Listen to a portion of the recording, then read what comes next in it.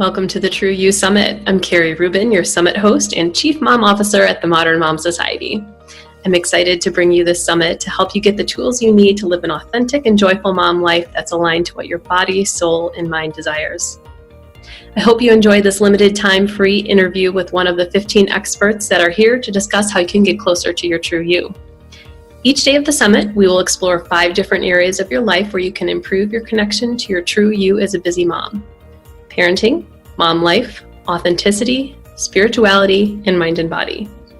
You'll have 24 hours free access to listen to the 3 experts discussing the topic of the day. Otherwise, you can purchase lifetime access to these life-changing series of interviews. There are 2 different packages available. The basic package, which includes all 15 interviews in MP3 format, can be purchased for $29, or the deluxe package, which includes all 15 interviews in audio, video, and transcript format, so you can get this great information whichever way you prefer. Plus, the deluxe package also includes bonus PDFs. One is the How to Connect to Your True You guide. It highlights the ways that the experts shared in their interview as to how they personally connect to their true selves, as well as the common ideas and themes throughout. So if you're new to connecting to your true you, or you're out of practice, you can start trying on these different ways of getting in tune with your inner wisdom, intuition, and true self right away. The second bonus PDF is Key Takeaways from the Summit. As I was recording all of these interviews, I noticed common themes and threads throughout. And this bonus document highlights these keys, so you'll be sure to get the most important ideas and begin to make shifts towards a happier, joyful, more aligned, and more fulfilled mom life today. The $29 and $59 prices for the basic and deluxe packages are good now through the end of the summit on May 10th. After that, the prices will go up to $59 and $89 respectively.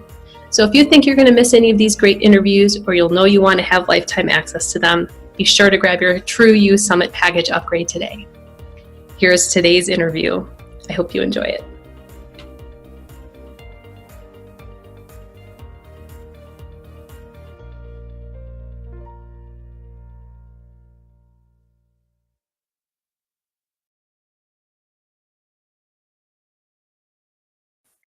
Hi, and welcome to the True You Summit presented by the Modern Mom Society. I'm Carrie Rubin, your summit host and Chief Mom Officer at the Modern Mom Society. I'm excited to bring you this summit to help you get the tools you need to live an authentic and joyful mom life that is aligned to what your body, soul, and mind desires. Today's expert is Marcilie Smith Boyle. Marcilie is a mother of 3 school-age children, a certified positive discipline trainer, and certified life and leadership coach who teaches positive discipline courses live and online, coaches individuals and groups on career transitions and parenting, as well as life coaching and executive leadership coaching. I interviewed Marcilie on the Modern Mom Society podcast about motivation and how to get your kids to do what you want, which has been the most popular episode of the podcast. She is a knowledgeable, articulate, and at the same time, very relatable. As a science geek myself, I love how she combines the science with the more soft aspects of parenting to have really practical applications in the home. In this interview, we discuss the 4 doors of intuition and how these different inputs develop our intuition around parenting and why just listen to your gut may not always work. We also dive into who we should trust as a source of information, which I recognize is an important skill to have as a parent in the information age. I love this conversation because it is such a practical application of intuition, which is something that can be seen as a more woo-woo side of parenting, right? You ready for this interview? Here it is. Welcome to the True You Summit, Marcilie. I'm so thrilled to be working with you again. You are one of my favorite parenting experts. Thanks. It's my pleasure to be here. Awesome. So I love this blog post that you wrote about the trusting your parenting intuition. So one of the things you had mentioned was the 4 doors of intuition, and I would love if you could explain that and how it relates to parenting. Okay, so this blog I had been stewing on for quite some time, maybe even 10 years ago, and then again recently. I learned these 4 doors of intuition from Ann Betts. So they're not mine. I didn't make them up. I want to credit her. She's a mentor of mine. I met her through the Coaches Training Institute when I was getting my coaching certification. And she specializes in the intersection between neuroscience and coaching and interpersonal or human transformation. So, and I always love it when I find people who are great at combining science with squishy stuff. So that's what she does. And I took a class from her and I learned this from her, and it really resonated with me. She proposes basically that intuition can be accessed and comes from or shaped by 4 different sources. So it comes from somewhere. It's, it's not just, just look within and it's there. She proposes that there are 4 ways, 4 doors, places that it comes from and can be accessed by.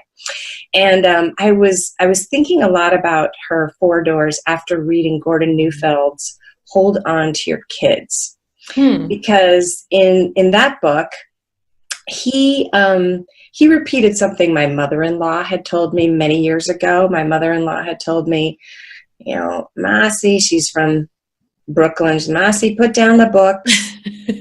Just listen to yourself. It's going to come from within. The answers will just come to you. And I thought about that, and I thought about that. Gordon Neufeld said something similar. We have this wisdom within us. Just let go of trying to get it right and tune into that. But then, of course, what came to me that very evening was a yelling match when my daughter refused to hang her towel up. And what comes to me so often, quite naturally, are like does yelling. Does not feel right. No, it doesn't feel right, but it's very natural. So I found my mother-in-law's and Gordon Neufeld's advice a little bit discouraging, quite honestly. It was great, and I love it, and at the same time, a little discouraging, because sometimes what comes to me, after, 5 minutes later, doesn't feel right. It doesn't feel resonant. So I began to be more curious about intuition, and then came upon Ann Betz's class. So do you want me to give a quick recap of what? Yeah, if you could, that'd be great. Okay. All right. So the 4 doors are, the first one is that intuition comes from your context and experience. So this kind of seems like a no duh, but maybe not really, because often we think of intuition as just, being there, and actually it comes from someplace. We get it from someplace. So your experience shapes your gut feeling about things. It just does. So if you grew up in a household where charity was never accepted, you may feel in your gut that it's not okay to accept help. That may just be something that feels natural, based on how you were raised, how you grew up. Your experience and context can also come from your adult experiences too. So, for example, after 10 years of studying and practicing and teaching positive discipline, my intuition now as a parent is very different from what it was 10 years ago. So you got a lot more experience under your belt. I do, and that shapes what feels and naturally feels right, which is what comes from within. So that's different. So that's the first door, your context and experience. And that could be not necessarily a bad thing. It could be a good thing too, but just to be aware that your context and experience does shape your intuition. So that's the first door. The second door is probably my favorite. It's your body. So intuition comes from your body. And maybe this is surprising, not surprising to some people, but I love a notion that I heard from James Flaherty. He's a Zen master and the founder and president of New Ventures West Coaching. And he talks about how people are not just brains on sticks. And yet, can you imagine a brain and nothing else? Like, this is just a stick and body and legs to carry your brain around. I mean, as a society, we're conditioned that our brain has all the answers. Right. Just think it through, use logic. And that's really great. I love logic, let's be honest. And yet we tend to undervalue the information that is below the brain, that's on your body. So there's hundreds of millions of neurons around your gut, literally, around your heart and other organs. There's more neural signals going from your organs up to your brain than the other way around. So there's tons of information that's in our bodies, but very often we train ourselves to not listen. Oh, I'm starting to feel tired. No, I'm not. I'm staying up 2 more hours to get my stuff done. Right. Oh, I'm starting to feel a little sick. Maybe I should rest. No, I'm not. It's going to be, I can think myself through this. And we tend to shut down the information that's coming from below. So that is the second door, your body, to listen to it. Then the third door is other people. So like it or not, our intuition is also shaped by other people, for better or for worse. So, we have mirror neurons, and our mirror neurons pick up the emotions, the judgments, the feelings of other people. So over time, if we surround ourselves with certain kinds of people, we're going to pick up on their emotions, their feelings, their thoughts, and that can shape our intuition as well.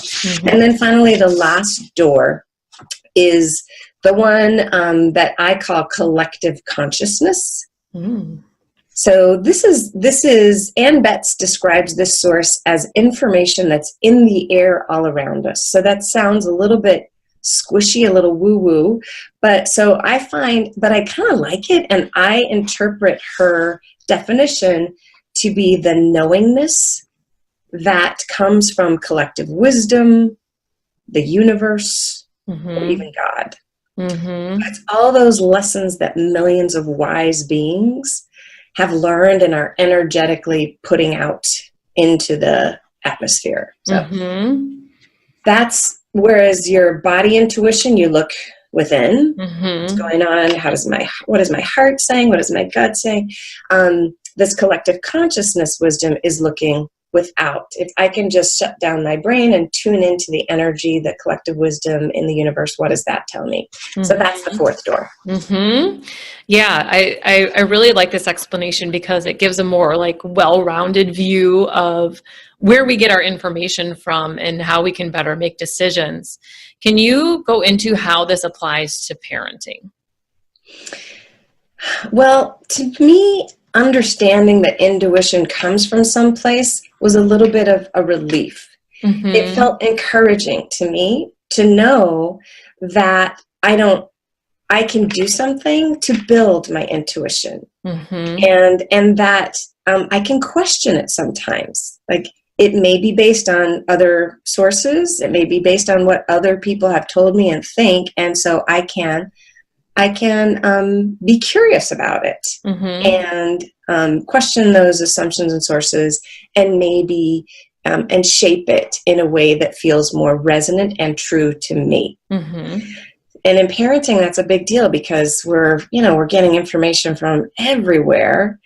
It's very hard not to feel judged as a parent by your parents, the grandparents, by your aunts and uncles, your siblings, by other parents in the playground. It's really hard to not be influenced by that. And so to have developed your own sense, your own trust of what feels right and resonant can make it a lot easier to let go of all those voices that can feel judgmental, and then often they're not, but often they are. Right, for sure.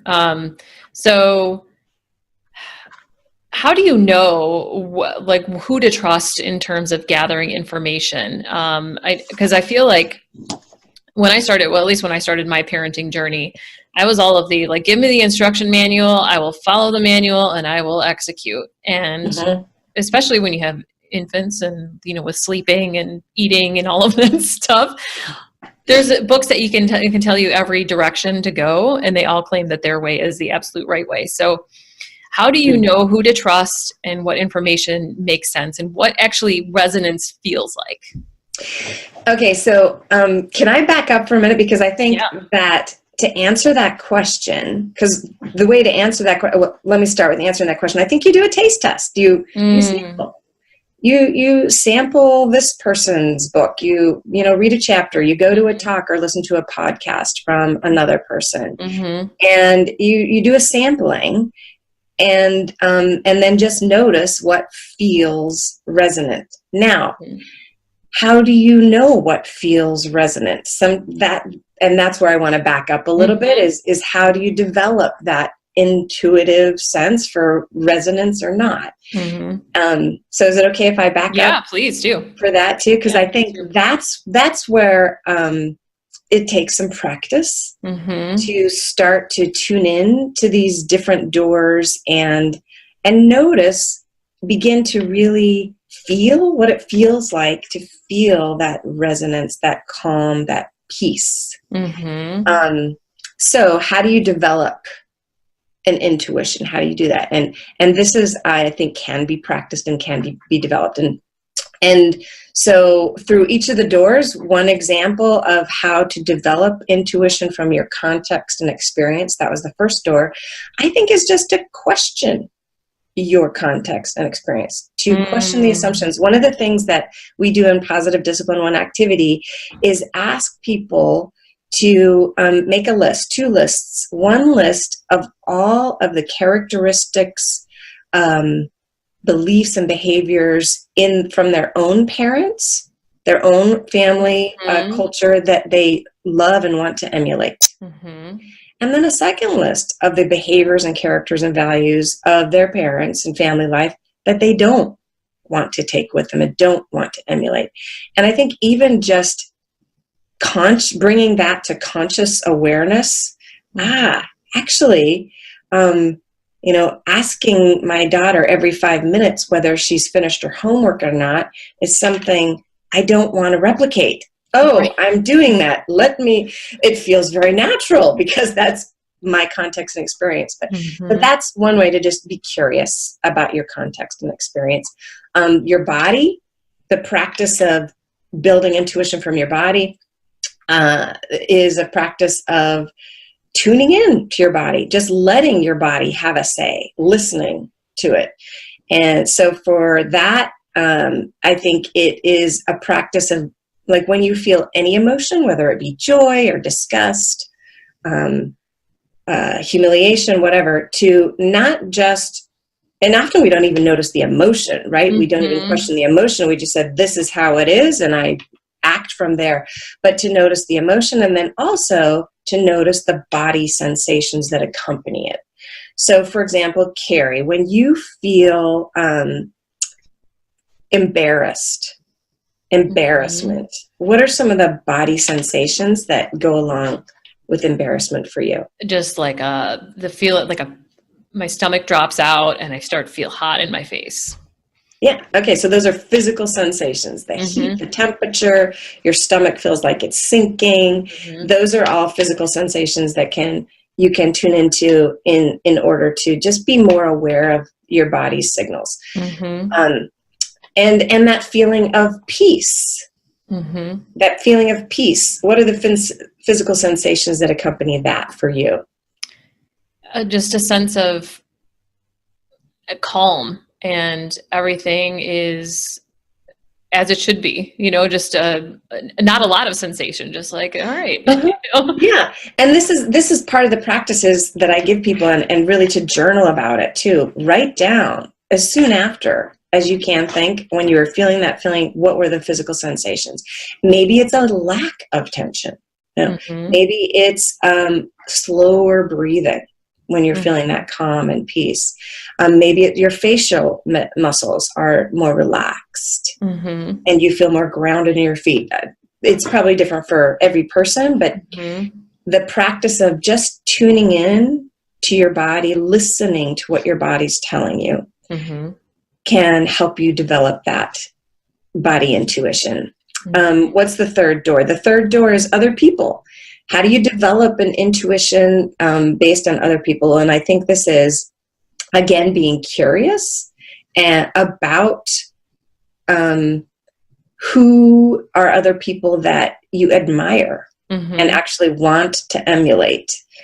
That's a feeling too, like, that admiration is a feeling. I feel that. I want to admire that, to seek out those people that make you feel inspired. Mm-hmm. And then the fourth one, the collective consciousness. How do you develop that intuition? Well, Ann Betts would recommend you actually, when you have a decision to make or a choice to make, to give yourself permission to stop thinking for a bit and just ask the universe, what advice do you have for me? And just be open and trust that there is something there and listen for some answers. Mm-hmm. See what happens. You could do the same thing, of course, for your body too. Turn off my brain. Heart, what advice do you have for me right now? And just listen to the answers. Practicing that kind of questioning and listening are all ways to develop your intuition. Mm-hmm. And then once you have a little bit more developed intuition, it's easier than to know or feel and notice that feeling of resonance, that feeling of peace, and yeah, this is it, when you find people or resources that feel right. Mm-hmm. Does that make sense? Yes, 100%. And I like that because it's very practical tips of like things you can execute on, as opposed to just like turn within and then, the answers will be there. And it's not always that.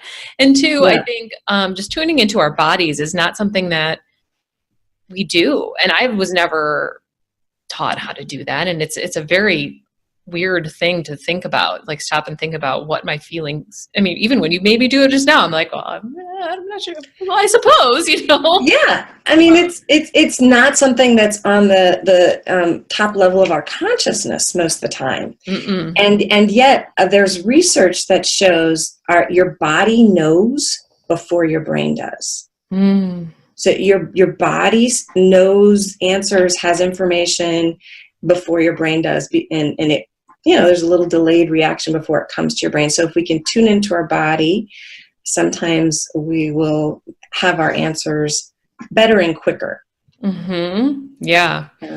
And I liked too your comment about, questioning your family of origin in the way that they did things. I'm a very good girl and I follow rules, and I've like, I still live under like, well, my parents know best, and trying to, question that and where they come from and what their motives are and what their belief systems are. And is that match what I really believe? And in some cases, yes, in some cases, no. And learning to separate myself from that and make those decisions about my life and my, choices for my children that match me more than what, my parents want. It's a practice, but I think that is a really important thing to question. Not only just the family of origin, but just any other kinds of beliefs that you have based on what went on in your life. Yeah. Or in your culture, because it may not be serving you, if it doesn't feel good, then it may not be serving you. And maybe you need to make some adjustments to that. And I think that's what you said just now is if it doesn't feel good, to really be in tune with your feelings helps you know if something feels good or not. So sometimes we don't know. We're like, because we haven't developed that communication with our bodies to know, how am I feeling right now? Mm-hmm. Is this feeling of one of resonance or unease? Mm-hmm. Yeah. And then to take that a step further, how do you know if a choice you make is from your intuition or one from a conditioned response? You might have touched on that a little bit earlier, but I think there's a little bit more finer points to that. Yeah. And you know what? I still sometimes struggle, and I'm not always sure. Mm-hmm. Is this conditioned response? Am I bucking to the opinions and judgments of others, or is this an intuitive response? One easy way to know, though, is if your response is coming from a place of fear or worry or anger, like those really big fight or flight kind of emotions. Mm-hmm. There's a lot of that in parenting. Yeah. Oh, tons, right? You think it's an emergency. Oh my God, my child has just said something disrespectful. Mm-hmm. They're going to be, homeless on the street for the rest of their lives. Yeah! They have no respect. Yeah. Never going to find a life partner. Who's going to want to live with them? And so we move into this like panic, fear mode, or worry. And if you're in those emotions, you're going to very likely respond from a conditioned response, being reactive, not intuitive. Mm-hmm. So my advice, that's an easy way, is to really try hard not to react when you're in that space, when you're in that place. Very hard, of course, but that's the practice of pausing, putting a little space between the stimulus of your child, saying something that triggers you and the need to respond. So that's one easy way. And then, and then to just notice again, if your response has you feeling, because even 3 seconds, 5 seconds later, your response feels regretful, remorseful, or it can feel, I feel good about myself, that I feel at peace. That, again, that feeling after you've made a decision or done something of feeling grounded, satisfied, peaceful in your body is a good sign that that response was coming from intuitive place and resonance. I'd like to dig into that a little bit more, because I think when we make some choices for our children and hold boundaries for them, that if you hold a boundary and you think that's the right choice for my child, and I've lost your volume, Carrie. Have you? Oh, it's back. Okay. So when you hold a boundary with your kid and they throw a fit and push back, and then you're like, well, that feels kind of yucky, but it was probably the right choice for them. Do you have any words of wisdom for how to navigate those situations and learn to, because a lot of times I will, if they put up a fight, I'll be like, well, maybe I'm actually okay with whatever, they were requesting, and then I start to go back on it. So do you have any suggestions for those types of situations? So this is an area where I personally feel like I have my intuition around those times has really changed. So 10 years ago, if I, told my daughter, no, you can't have a cookie before dinner, and she screamed and screamed and screamed, or when my daughter said, oh, I really want to have a sleepover on this night, and she had a game the next day, and I knew it wasn't right, but she screamed and screamed and screamed and screamed. 10 years ago, I think my intuition was very different. And what I've developed over time, I think, is more of an ability to tolerate or be with upset, disappointment, my own and my kids. And that's been a practice too. So intuitively, because most of us in our childhoods, big emotions, not okay. No. No, you cannot cry. Stop crying. Right. You cannot be angry. Do not, that's not okay. So many of us, not all of us, but many of us have been conditioned through our experience to think big emotions, upset, not okay to have. Oh. And so through my own practices of just noticing awareness, I get really, really uncomfortable when my child cries and is upset. When they won't stop crying, within 30 seconds or 2 minutes, I get really uncomfortable. Just noticing that was something true for me, and questioning it, and then learning also. I mean, all the learning that I've gotten from great sources, of course, we now know that feelings are always okay. And what we do with our feelings is not okay, but having big feelings is a natural and healthy part of being a human. So I think it's hard for a lot of parents to be okay with their children being upset. It's uncomfortable, especially if somebody else is watching. That's uncomfortable. So one of the things I teach in my classes is it's so much easier to tolerate that upset when loving limits are held if the way the limit was created and held is respectful. Mm. So it's my daughter who was begging for snacks at bedtime. The snacks. Oh, it's constant in my house. Is it? Yeah. I mean, this is a really popular scenario where I'm tucking my daughter into bed and she's like, I'm hungry. No. Mm-hmm. Well, we had dinner and you need to eat more at dinner time. So tomorrow night, eat more at dinner time. The next night, we eat more at dinner time. And then at bedtime, I'm hungry. Mm-hmm. Yeah. So what we did, the first time I yelled at her and said, no, the first time I said, okay, you can have a banana. I bring her the banana. Mm-hmm. The second night, I'm like, no, you can't. We talked about this. We can't do it. She's screaming. She's yelling. I feel like terrible. Mm-hmm. Like you said, the reason I feel terrible is because I didn't treat her with respect in the way that I held the limit. And so then the third day, what we did is we had a friendly conversation about how she was hungry at bedtime and what can we do about that. Mm-hmm. And we brainstormed solutions, and we decided that she would bring a snack to the bath because the bath was only 10 minutes away from bedtime. And so, and she did have a tiny little tummy. She was 3rd percentile for weight. So yeah, maybe she couldn't wait 2 hours between dinner and bedtime. Yeah. And so she got the snack, and then that night, 10 minutes later, as I'm tucking her in, she says, I'm hungry. Even though we came up with this great solution. Mm-hmm. And I said, oh, I'm sorry you're hungry. And it's time for bed. Mm-hmm. We'll eat in the morning. I love you. And then I just rubbed her back. She got her welled up. She started to cry a little bit.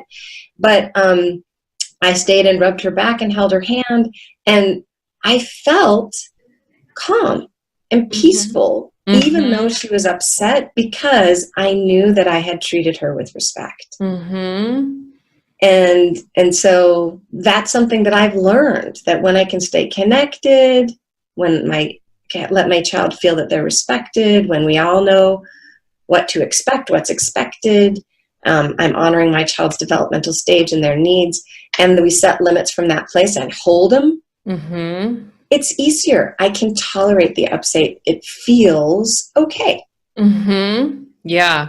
I really like positive discipline for those reasons, because I feel like it's more comprehensive than just being on your high and mighty, making rules from the position of power in the household.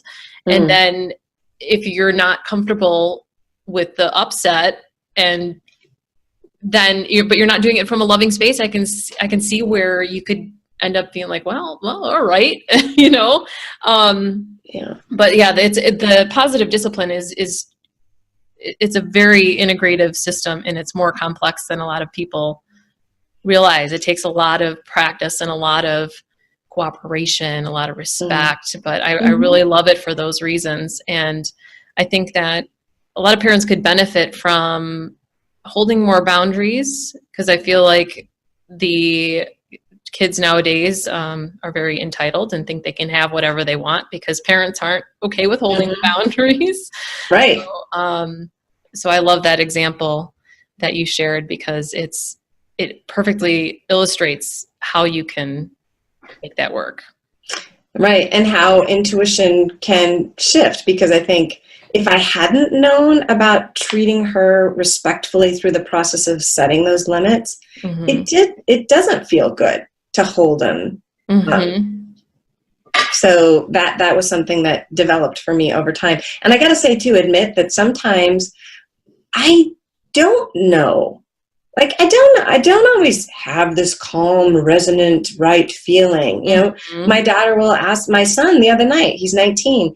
He was home for Christmas break. He woke me up at 11:30 and said, hey, I want to go over to a friend's house.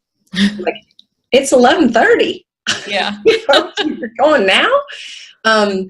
And I didn't really know what the right answer was. He's an adult, mm-hmm. and yet it's 11:30.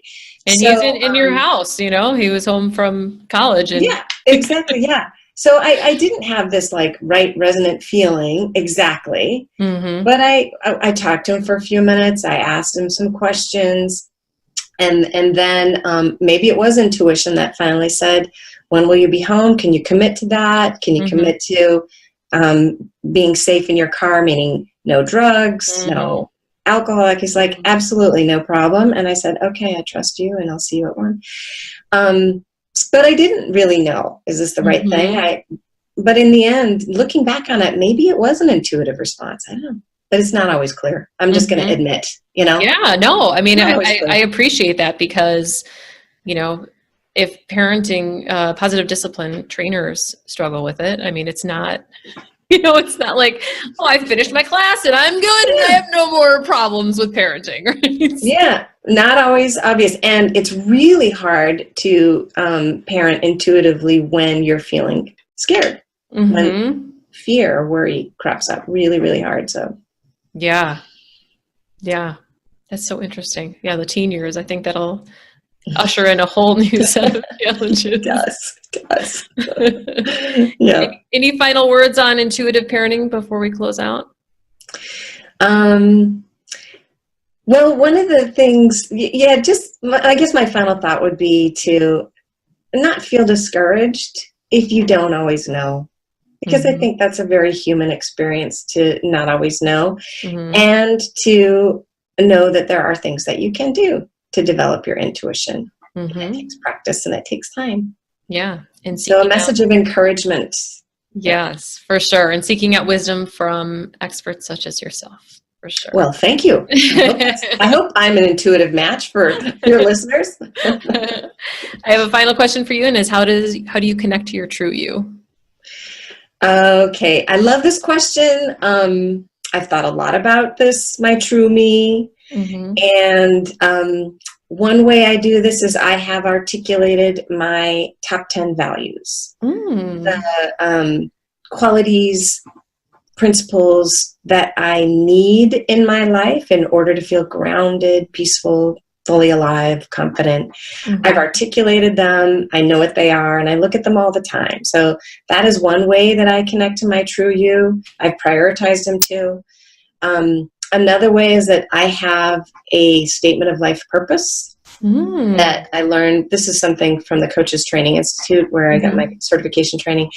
And I say it at least once a day, and it helps me get above the fray, to get out of the weeds and the insecurities and remember what I'm all about and go for that as opposed to the little niggly, decisions that are swaying me this way and that. So those are 2 tools that I use to help me know my true you.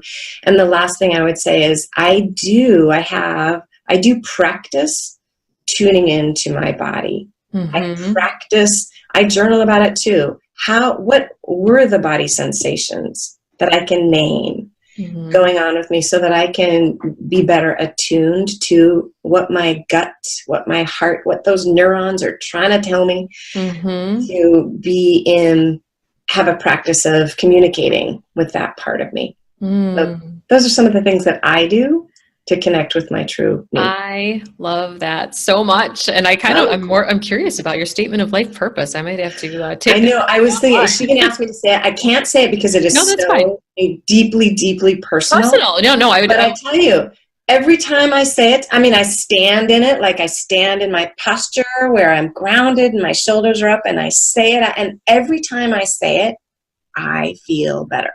I feel more connected to what I'm all about. And I can let go of this person who criticized me for that because I'm like, all right, I can learn from that because this is what I'm really about. Yeah. I love that. No, I was more curious about how do I get one for myself as opposed to what I can give you a recipe. Yeah. I love that. Thanks again for being here, Marcilie. I love talking to you. You're welcome. Thank you for having me.